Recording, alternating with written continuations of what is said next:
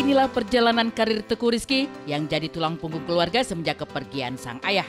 Kendati bukan anak pertama, tapi di antara semuanya, hanya Kiki seorang yang karirnya tampak mumpuni sejak masih kecil.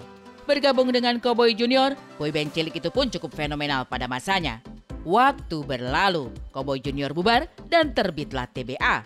T merupakan Teuku Rizky, B adalah Bastian, dan A adalah Aldi. Grup itu hidup kembali sekalipun tidak sefenomenal Cowboy Junior. Karena sih banyak banget ya. Kayak sampai sekarang pasti ada down-nya juga, pasti ada jatuhnya juga. Tapi ya udah kayak itu tadi, even capek, even pusing, harus tetap jalan. Karena kalau stuck di tempat dan nggak ngapa-ngapain itu namanya kemunduran. Jadi kalau lagi pusing, lagi capek, teman-teman mungkin lagi nonton ini di rumah atau dimanapun, tetap jalan aja. Apapun itu, apapun yang lo bisa lakuin, sisanya nanti resultnya udah bukan urusan lo lagi, itu udah urusan Tuhan. Gue tidak mengharapkan muluk-muluk dari dunia entertainment sih. Gue gak mau ngoyo aja gitu. Gue tetap berkarya, tetap bikin karya, tetap nyanyi. Apapun yang bisa gue lakukan. Sekarang banyak orang ngecap Kiki stand up comedian, Kiki pelawak dan segala macem.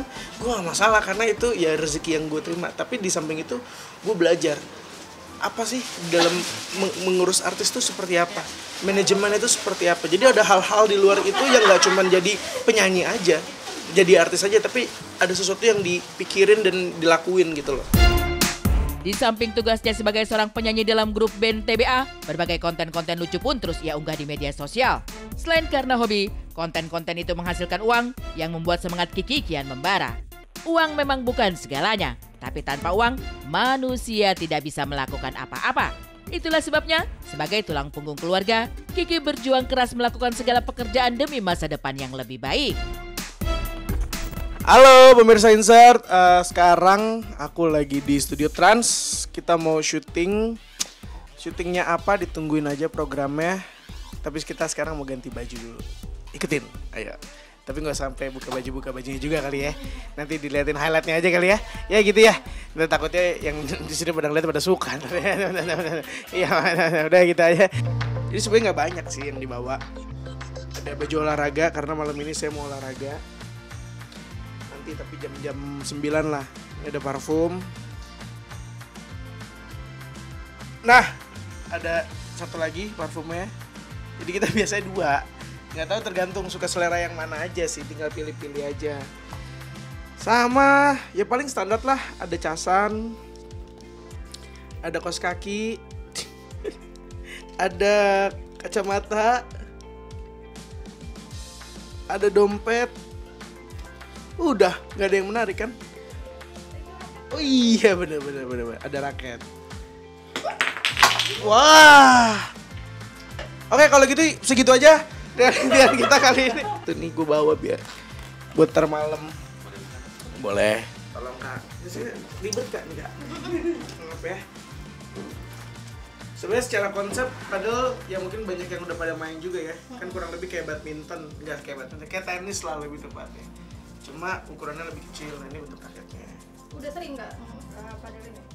Lumayan sih, lumayan. Kayak ya mungkin seminggu sekali lah, tergantung teman ngajak. Target sih nggak ada sih. Yang penting biar ada keringetan aja, karena kan ya kita juga pasti ngerasain nih kadang-kadang kalau badan nggak ada keringetannya tuh jadi nggak enak kan. Biar ada keringetannya aja. Lebih ke situ sih. Berbagai pekerjaan diambil Kiki. Lantas, bagaimana dengan aktivitasnya di grup boyband TBA? Ramaikah tawaran manggung yang masuk? Atau justru sepi, sehingga Kiki memutuskan untuk lebih aktif di luar TBA? Kalau manggung sebenarnya sama anak-anak TBA beberapa panggungan tetap ada sih. Kalau yang pribadi? Kalau yang pribadi paling aku ngeliat karaoke aja. Mungkin karena aku juga sibuk sendiri, Bastian juga dan Aldi juga, jadinya memang mungkin nggak banyak waktu untuk terus-terusan ketemu dan manggung ya gitu. Karena kan tergantung jadwal kita. Jadi sistemnya di TBA itu aku kalau lagi ada kegiatan ya akhirnya TBA enggak gitu. Begitupun dengan Bastian, kalau Bastian ada kegiatan TBA enggak gitu. Jadi kalau memang semuanya bisa baru jalan TBA. Ya kalau itu sih sebenarnya kenapa nggak diajak, gini loh, dari segi karir. Ini gue jawab serius ya.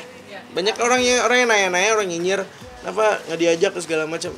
Kalau mau jawaban seriusnya, dia udah punya karir sendiri yang menurut gue cemerlang banget dia. Dia udah film, udah sama Vindes juga sekarang. mungkin secara circle udah beda gitu. Dan gue menghargai dia sebagai teman gue karena hal itu. Ngapain lagi di Kobo Junior atau di CJR atau sekarang namanya TBA gitu. Jadi dia punya karir yang sangat amat bagus dan dia nyaman dengan itu. Gue ngeliat dengan konsepnya dia, cara berpakaian, cara taste musik udah 90s banget. Kalau kita bawa lagi ke sini, gue nggak mau juga dia terpaksa gitu loh. Gue nggak mau dia ngerasa nanti gue harus gabung lagi nih, jadi grup lagi nih. Yang namanya grup harus nyocokin kepala bertiga, misalkan berempat ya berempat gitu, nggak bisa maunya semuanya sendiri gitu. Ya problem-problem itu yang menurut gue kalau gue taruh Iqbal di TBA belum tentu works gitu loh, ataupun buat karirnya Iqbal. Jadi apa yang terjadi sama gue dan Iqbal sekarang dan TBA dan Iqbal sekarang itu dua hal yang mungkin berbeda, tapi percaya nggak percaya gue tetap mendoakan apapun yang terbaik buat karirnya dia. TBA ini dibuat juga kalau nggak salah seinget gue dia masih terikat sama Summer Dose. Ya menurut gue dia pernah punya band namanya Summer Dose waktu itu ya. Ya nggak etis juga, dia udah karir sendiri, ada Summer Dose tiba-tiba gue ngajakin TBA. Nggak, takut jadi bentrok jadi apa gitu loh, gue nggak mau. Aku sama Kiki sama Aldi ya, itu cukup dekat gitu. Cukup dekat tuh dalam artian di luar setelah CJR bubar juga kita itu masih sangat akrab gitu. Sama Iqbal juga masih deket tapi posisinya mungkin yang paling deket ini berdua. Kalau sama Bastian, akhirnya Bastian balik lagi akrab ya setelah TBA gitu. Jadi kayaknya treatmentnya nggak susah sih ya. Cuman memang sekarang mungkin lebih enak karena mereka semua ini bisa diajak bertukar pikiran gitu. Makanya partnership kan, bukan aku lagi yang ngurusin semuanya gitu. Mereka sendiri juga udah tahu maunya apa, jadi aku cuma memfasilitasi aja gitu. Kekompakan TBA memang jarang terlihat. Tapi bagi Kiki, ia dan ketiga temannya akan terus sejalan sekalipun belakangan masalah itu tengah menggerogoti kehidupan salah satu personilnya. Adalah Aldi Maldini yang terjebak dalam jurang utang piutang. Entah sudah dibayar semua atau masih berproses, yang jelas doa terbaik untuk penyelesaian masalah rekannya. Sebenarnya sih dalam prinsipnya siapapun teman kita, mau itu yang deket kayak atau yang gak begitu deket banget, ketika ada masalah kita pasti support gitu. Jadi kayak apapun yang terjadi sama teman-temanku, sama sahabatku, terutama mereka lagi butuh bantuan support secara moral ataupun yang lain gitu ya, sebisa mungkin aku akan ada buat mereka gitu. Jadi itu aja sih sebagai teman. Apa yang terjadi sama sahabatku, sama orang-orang sekitarku, belum tentu besok aku juga nggak ngalamin itu. Besok bisa jadi aku yang punya masalah gitu. Ya aku berharap ketika aku punya masalah teman-temanku juga ada di situ untuk support. Gitu aja sih. Jadi mungkin role-nya pertemanan kan kayak gitu ya. Ketika ada yang lagi bermasalah, lagi ada yang butuh disupport ya